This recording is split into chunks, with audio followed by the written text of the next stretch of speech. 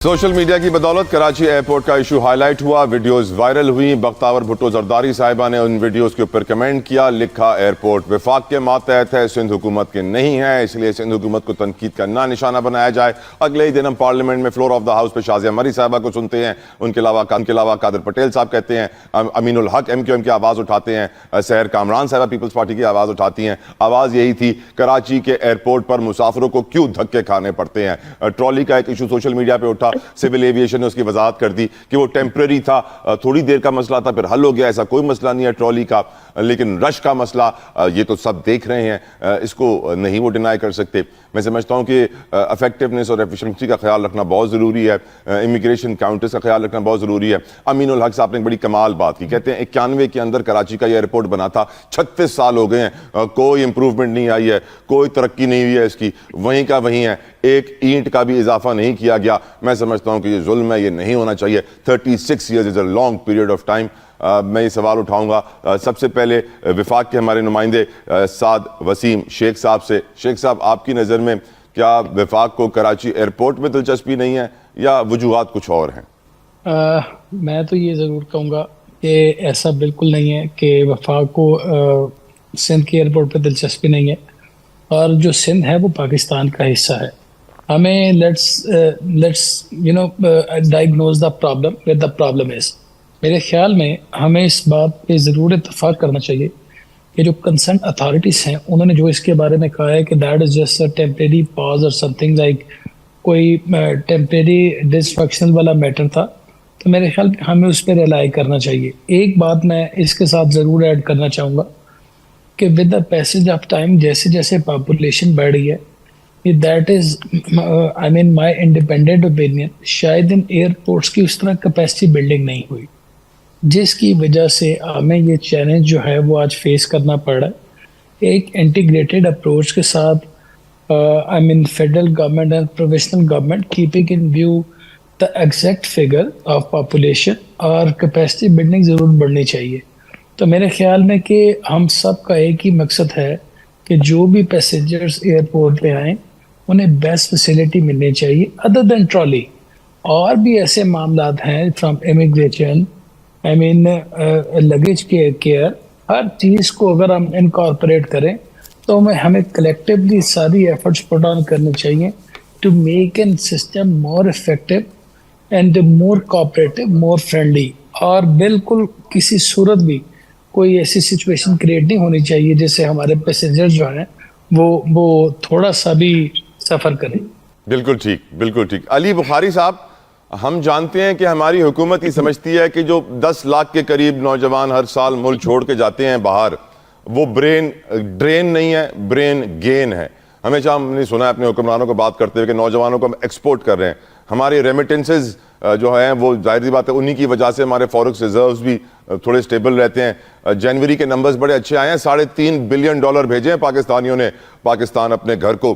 یقیناً اس کی بڑی وجہ یہی ہے کہ اتنی بڑی تعداد میں لوگ چھوڑ کے جا رہے ہیں آبویسلی، اور جو لوگ چھوڑ کے جا رہے ہیں یا جو لوگ واپس بھی آ رہے ہیں باہر سے، ایئرپورٹ آ کے اللہ سے توبہ کرتے ہیں۔ آپ کی نظر میں کراچی ایئرپورٹ کے اوپر کوئی ڈیولپمنٹ نہ ہونا، فیسلٹیز کا فقدان ہونا، who is to be held responsible؟ وفاقی حکومت، پروونشل حکومت اور someone else؟ دیکھیں طلعت بھائی، آپ کے سوال کے 2 حصے ہیں۔ پہلا حصہ تو یہ ہے کہ میرا لیڈر عمران خان تو ہمیشہ اس نے یہی کہا کہ پاکستان چھوڑ کے جو ہمارا انٹلیکچوئل مائنڈ جاتا ہے تو وہ برین ڈرین ہے، اس میں تو کوئی دوسری رائے نہیں ہے کہ جب آپ کے انٹلیکچوئلز، آپ کے لائرز، آپ کے انجینئرز، آپ کے چارٹر اکاؤنٹنٹس، آپ کے بینکرز، آپ اکانومسٹ، آپ کے فزیشینز چھوڑ کے جانا شروع ہو جائیں ملک، تو سمجھ جائیں کہ آپ کے ملک میں دانے نہیں مل رہے ان کو۔ بھائی ہمارے گاؤں کے لوگ ہیں نا، تو ہم کہتے ہوتے ہیں دانے مک گئے بھائی، اس لیے آپ کہیں اور جائیں اور جا کے روزگار تلاش کریں۔ سو آپ نے ان کو اپرچونٹیز نہیں دی، آپ نے ان کے لیے فیسلٹیز نہیں بنائی، آپ نے ان کو اکوموڈیٹ نہیں کیا، تو آپ کے لوگ ملک چھوڑ کے جاتے ہیں۔ کوئی بھی اپنے شوق سے خوشی سے اپنا گھر باہر نہیں چھوڑتا طلعت بھائی، یہ یونیورسل ٹروتھ ہے۔ اب آ جاتا ہوں آپ کے دوسری سوال۔ ویسے حالات جیسے ہیں ویسے ہو جائیں تو شوق سے چھوڑ بھی دیتے ہیں سر۔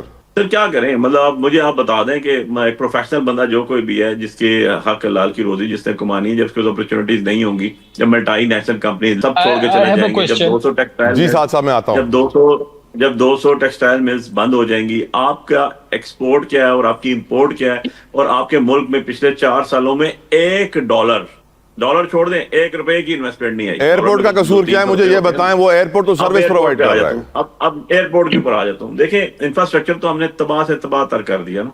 मैं जब 90s एंड में हम लोग कराची जब यूनिवर्सिटीज कॉलेज पढ़ते थे, कराची जाते थे, तो हमें कराची के अंदर, मैं बड़ा ऑनेस्ट होकर बात कर रहा हूँ आपसे तला भाई, कि जब कराची जाते थे तो हमें कराची में, इस्लामाबाद से जब हम कराची जाते थे तो कराची में हमें बहुत सी चीजें नई नजर आती थी जो इससे पहले हमने सिर्फ फिल्मों में देखी होती थी। सर, दुबई का बादशाह कहता था कि मुझे दुबई कराची जैसा करना है, फिर कराची कहाँ रह गया, दुबई कहाँ पहुंच गया।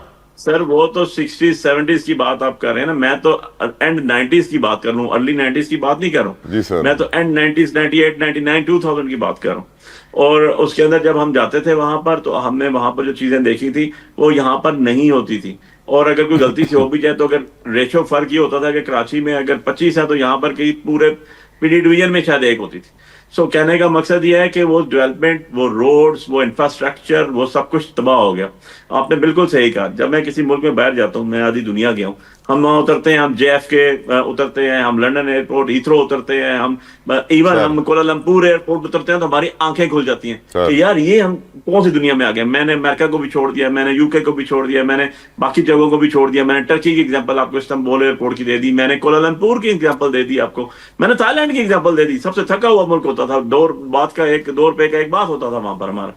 द इशू ये है कि जब आप वहां उतरते थे तो आप देखते थे कि यार नंबर वन एटीट्यूड बड़ा जबरदस्त होता था लोगों में, कि आपको वो इतनी रिस्पेक्ट से मिलते थे।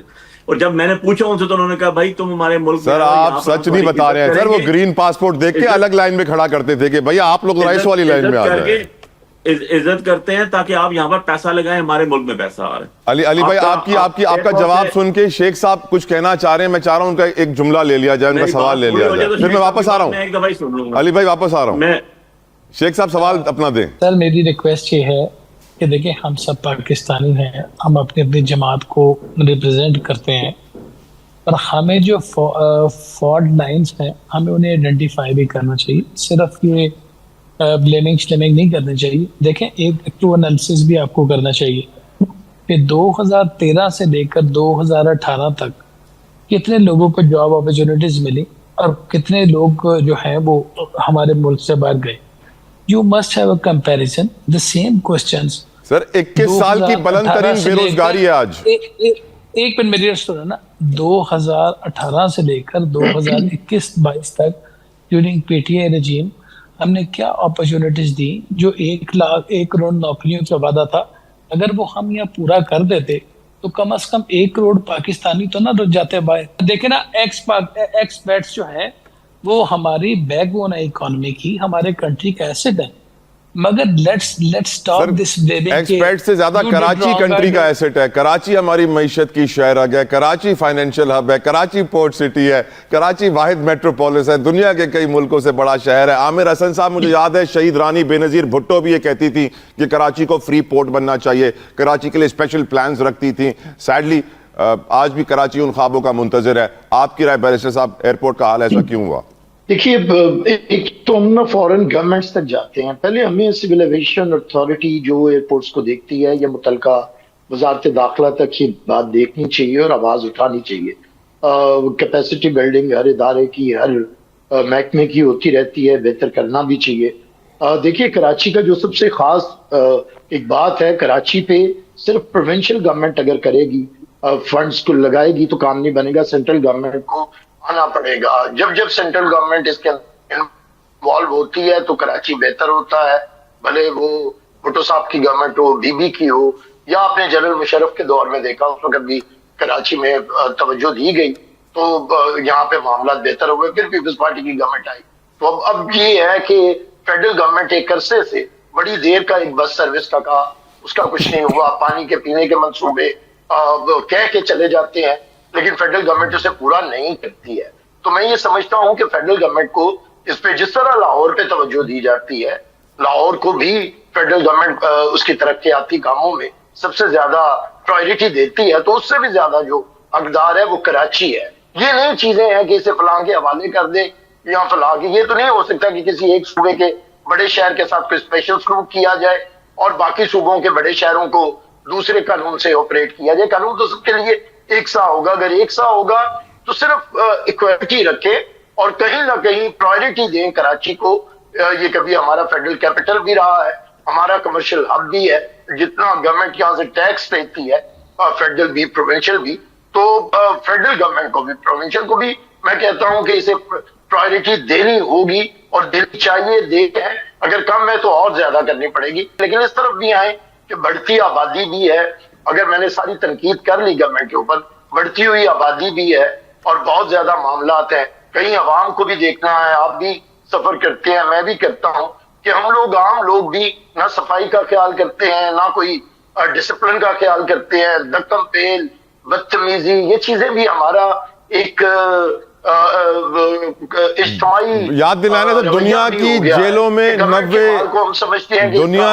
جیلوں میں 90% بھکاری پاکستانی ہیں, ہمیں بھولنا نہیں چاہیے. اسی لیے اسکروٹنی بڑھ گئی ہے. سب سے بڑی تعداد میں بھکاری جو ہیں وہ پاکستان چھوڑ کے جانا چاہتے ہیں پروفیشنلز کے علاوہ.